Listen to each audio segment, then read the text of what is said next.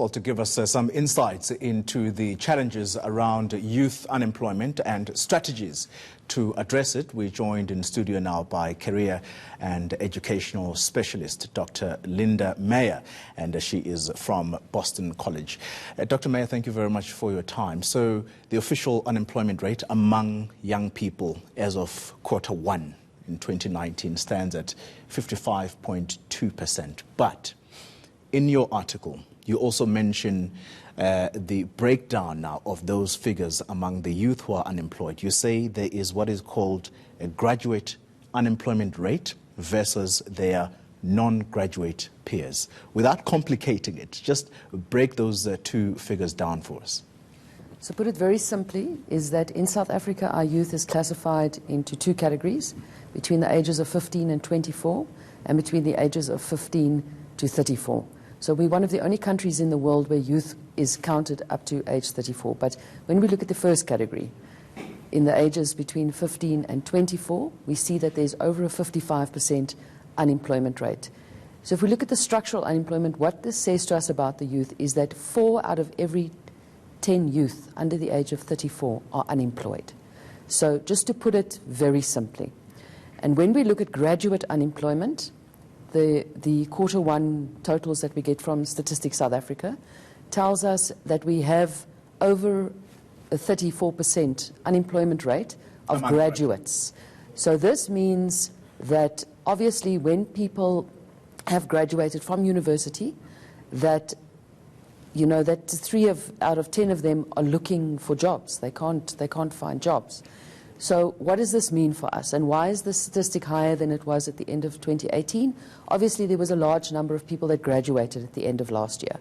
So our university graduates about 188,000 graduates out of public universities per annum.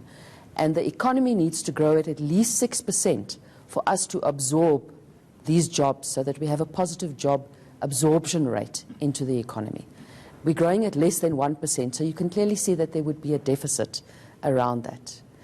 Talk to us about those who are non-graduates and what this unemployment rate is doing in as far as they're concerned. So for non-graduates, we see that we're sitting at about 58% unemployment in that ratio. And we also see that matric is no longer a guarantee to get a job, because over 55% of the matric graduates are sitting without jobs, for the specific reasons that because the economy is not growing, so when people get retrenched, there is a greater selection for employers to take people with experience. So those jobs that were normally entry-level jobs are now becoming jobs that the retrenched and people with experience are taking lower-paying jobs and really excluding the youth from entering the job market. Let's talk about the graduate unemployment rate. Those young people who've graduated coming out of tertiary institutions, specifically your institution that you come from, Boston College, you have what is called a recruitment office. What is the purpose of that office? So the recruitment office, it's called Graduate Plus. What we guarantee is we guarantee anybody that has studied with us for 3 years, a 3-year degree or 3-year national diploma, we guarantee that we will help you find a job, or we will pay for your postgraduate studies, or we will give you 50,000 Rand. But what we have found is that we are working with employers. We are putting job readiness programs in place, and in some of our qualifications, we have a 100% employment rate before individuals even leave, in the animation sector, for example, and in our information technology sector. So what we're saying is that tertiary institutions must start working closely with business, start offering programs that are in high demand for the 4th and 5th industrial revolution, so that we're not still doing studies. You're still studying exactly what your father studied 30 years ago. And we know that in 12 years from now, 65% of jobs that exist now will not exist. So your grade 1, that is in grade 1, you cannot already predict what job they will be in, because those jobs will not exist. And this is exactly what I want to explore further, because in South Africa you have the phenomenon of higher learning institutions producing what is called graduates who do not possess the skills that are in demand. The program that you have in your institution, do you think it is the solution to the so-called skills mismatch in the country? I think it's going a long way in addressing the skills mismatch, because how can you go through 12 years of school, finish a degree, and never have switched on a computer once? That's impossible. If you go for interviews now, the basic prerequisite to get an interview is basic computer literacy skills. So we focus on equipping individuals for the workplace, because structurally we see, you know, that in South Africa we've got 16.2 million people that are working, but we've got 6.2 million people that are not working. So what are we doing about that 6.2? And we must understand that this number is growing exponentially. So what skills do the youth need? They need entrepreneurial skills. They need information technology skills.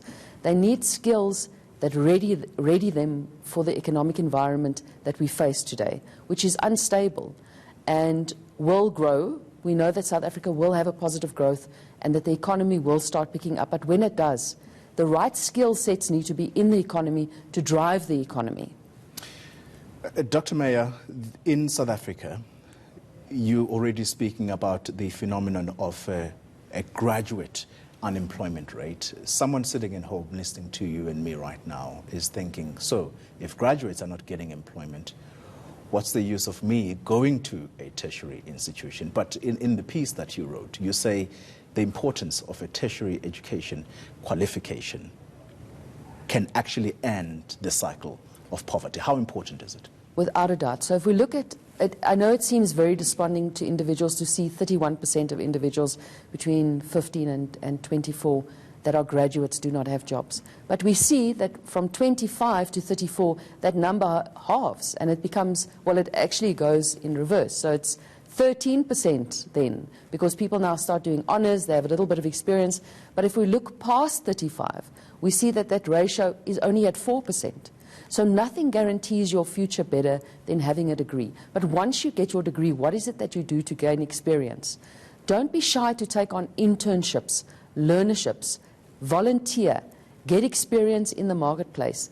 There's also something called massive online open courses. I don't know if you've heard about them, MOOCs, which are free 6-week courses run by the top universities in the world. Harvard, Oxford, Stanford, Wits University, EDX is some of the side, Harvard X. They're 6 weeks programs. They're 100% free of charge. Get that so that you can put it on your CV. And they have a range of subject areas, anything you can imagine, from learning Chinese to A+, to you name it, they've got it. Dr. Meyer, we're out of time, but very briefly, I've got to ask you this element, entrepreneurial skills. How well equipped are you, educators, in grooming graduates to start their own businesses? Is this something that we're strong in as a country? It's something we're becoming stronger in. So we see that at primary school level now, at foundational level, from grade 1, they're starting to have career days and starting to get a mindset around it. Because you don't become an entrepreneur overnight. There's a set of skills that you need to develop. So as institutions, all of us need to focus on that. Workplace integrated learning is not the answer anymore. People cannot be responsible just to employ people. People need to start creating jobs. So we need to have a mindset where I can do it for myself, not waiting for people to do it for me. Dr. Linda Meyer, thank you very much for making the time to talk to us.